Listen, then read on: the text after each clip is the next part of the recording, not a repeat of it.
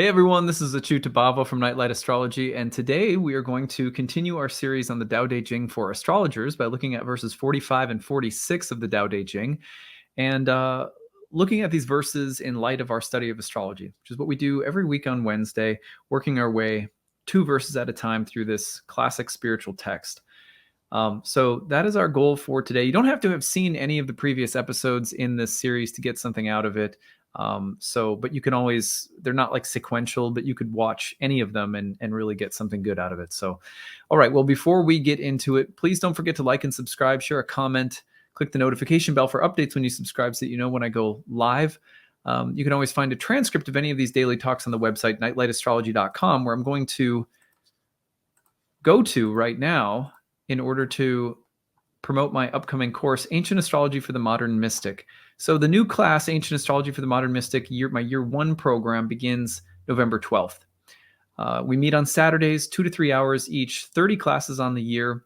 In between units, there are breakout study sessions led by my staff. You can check out this video on the page to hear what some of my recent alumni have had to say about their experience. There is an interactive group forum discussion with tutors that are staffed. We staff the forum with so that you can have all of your questions answered. There's a lot of bonus material, optional reading and listening outside of class that you can do. You can follow along at your own pace or attend live. There's an optional certification exam at the end if you want to get our certification.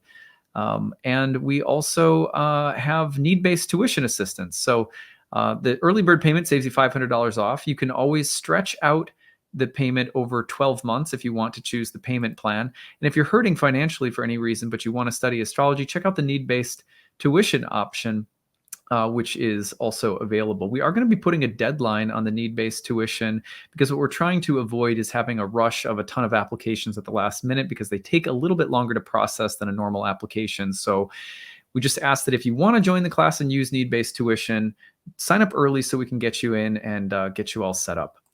All right, well, that's what I have there. Let's go into our verses for today, which are verses 45 and 46. So I'm going to put them up on the screen so that we can take a look at them together. Verse 45, I'll read through each verse once, come back, and the second time we'll pause and reflect as we go. Verse 45, the great perfection seems imperfect, yet this world it creates is never impaired. The great fullness seems empty, yet this world it creates is never lacking.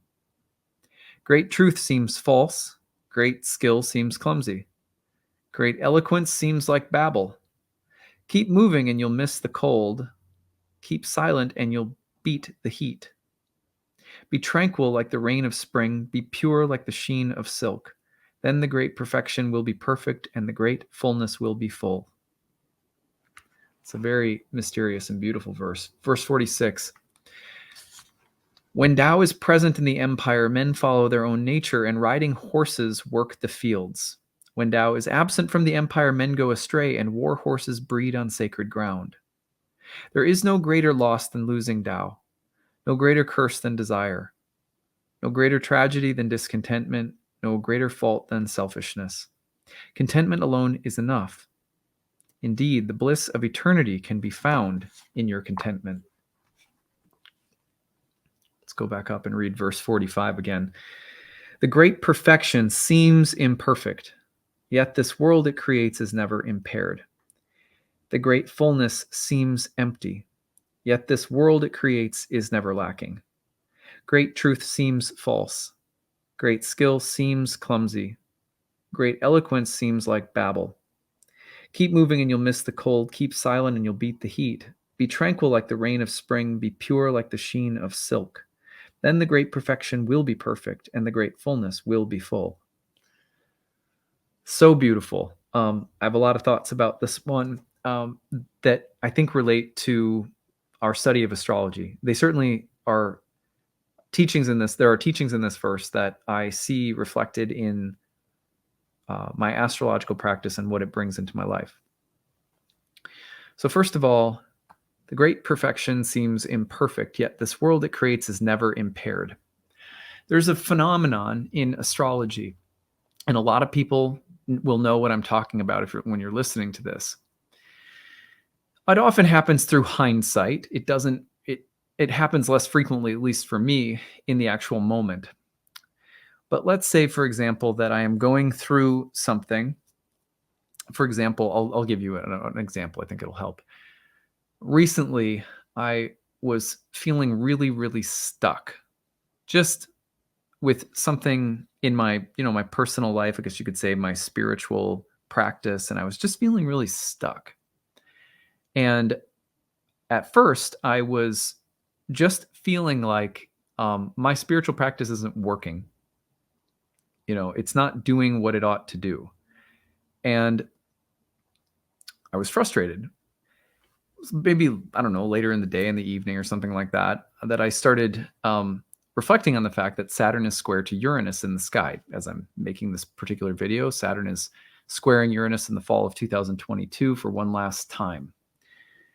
And all of a sudden, I got this feeling, because as I was reflecting on the archetype of Saturn-Uranus, being stuck is a divine experience. It exists, it is, and therefore it is sacred.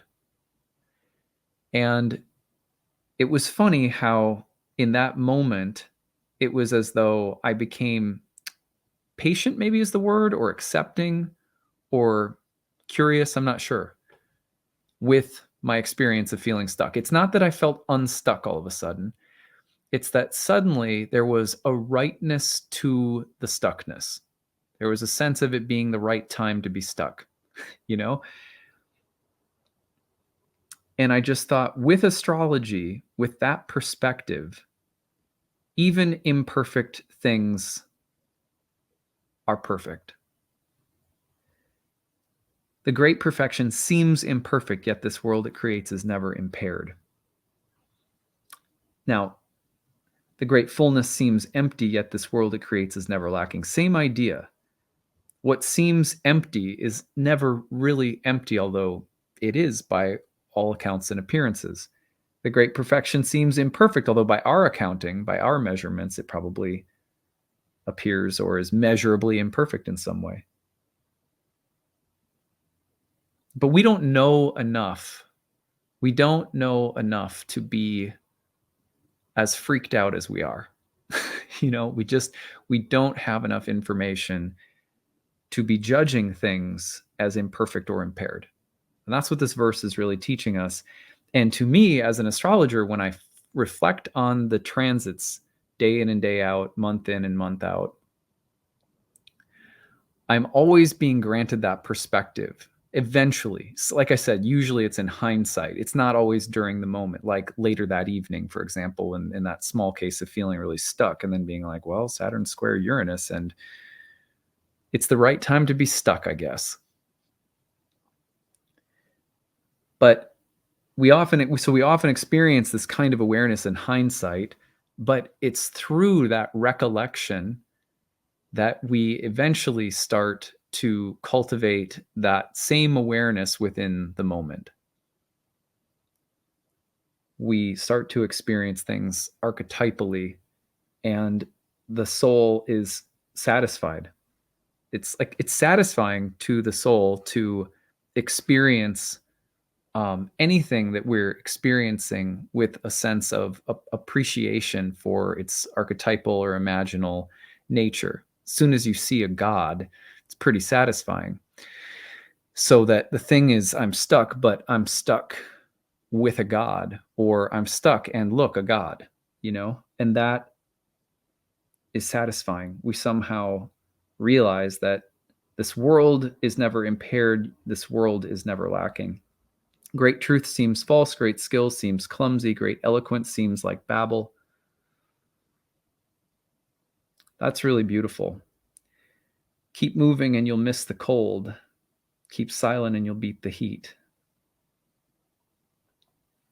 I like this last part. Be tranquil like the rain of spring. Be pure like the sheen of silk. Then the great perfection will be perfect and the great fullness will be full. See, that's such a beautiful teaching, because it's as though the great perfection is always the great perfection, but your experience of it will be perfect if you cultivate this relationship with or awareness of Tao, which is this unspeakable presence, intelligence, beauty, truth.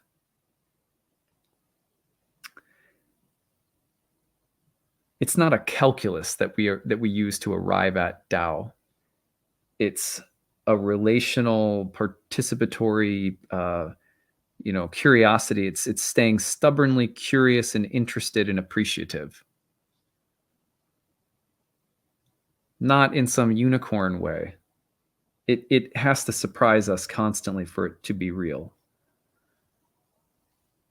The great perfection will be perfect and the great fullness will be full. So astrology is helping us go from a perspective that's always vacillating between empty and full. I'm happy and then I'm not happy. It's perfect and then it's imperfect, to seeing this great perfection. If we're tranquil like the rain of spring, if we're pure like the sheen of silk, the great perfection will be perfect and the great fullness will be full, as though our consciousness will allow us to perceive that which is, that would otherwise not be seen, mostly because of our own judgments. The planets are just a cosmic reflection of the moving Tao. Well, number 46. When Tao is present in the empire, men follow their own nature, and riding horses work the fields. When Tao is absent from the empire, men go astray, and war horses breed on sacred ground. People always come into readings, right? I see clients year round, and they always come into readings saying, I just want to know how to be aligned with my birth chart. And I get where the question is coming from, but it's always such a tricky question to answer, because it's not really that we're trying to be aligned with our charts, as much as it is that the charts are just describing the landscape within which we live and move, and developing a relationship with the chart as a path of understanding, a path of reflection, a path of contemplation of your own life and of the environment of your own life, leads to a feeling of your life being perfect and sacred. It's not about, well, I got to get something right in my chart, and so am I aligned or not aligned? The fact that you're in a reading thinking about your chart at all is just, it's just a, if it's get like meta, it's just a soul that's sitting there saying, who am I? And how can I relate with what's around me? And the fact that you're even asking that is a sign of sincerity and devotion to life and to your soul, and likely to other people that are in the environment with you. That says more probably than anything any astrologer could say about, do this because of your Jupiter.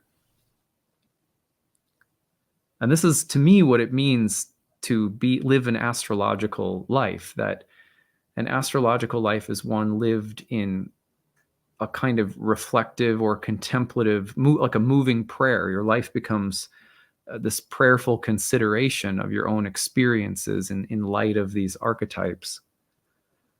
And it's very satisfying. It is really satisfying. And when you do that, it's hard to feel out of your own nature.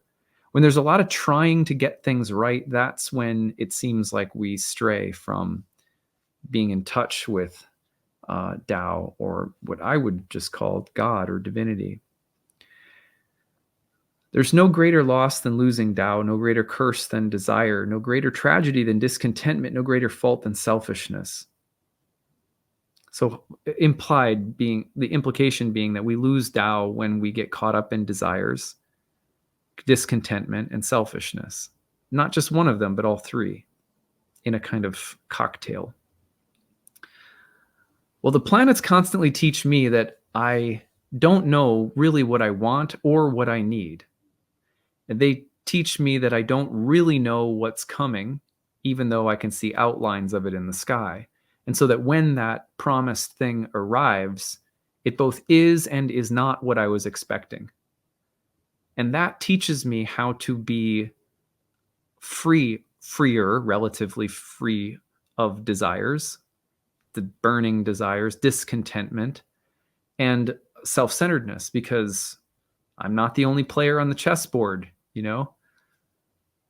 And I'm not the only, my will is not the measure of all things. And I don't even really know what I want or what I need, and even though I know astrology, I don't really know what's going to happen. And if I stay in those spaces, then the planets feel like these unspeakably kind companions. Contentment alone is enough. Indeed, the bliss of eternity can be found in your contentment. Contentment alone is enough.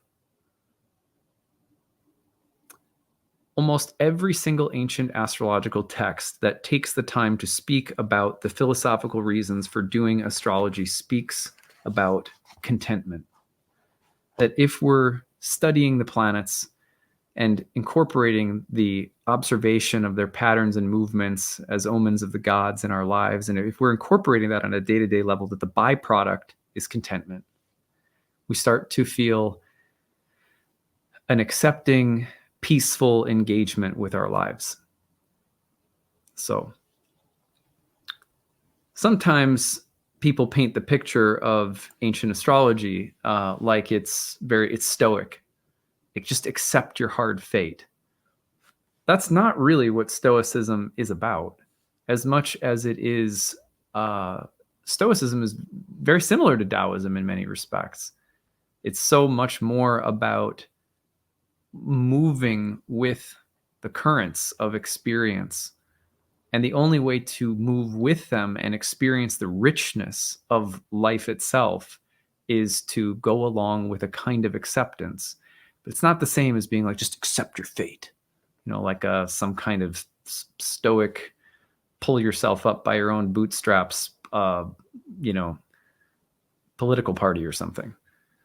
Anyway, hope you guys found this interesting today. It's your weekly dose of spiritual astrology content. And don't forget to like and subscribe. Throw a comment in and share your own reflections on these verses or astrology and the Tao. I'd love to hear from you guys.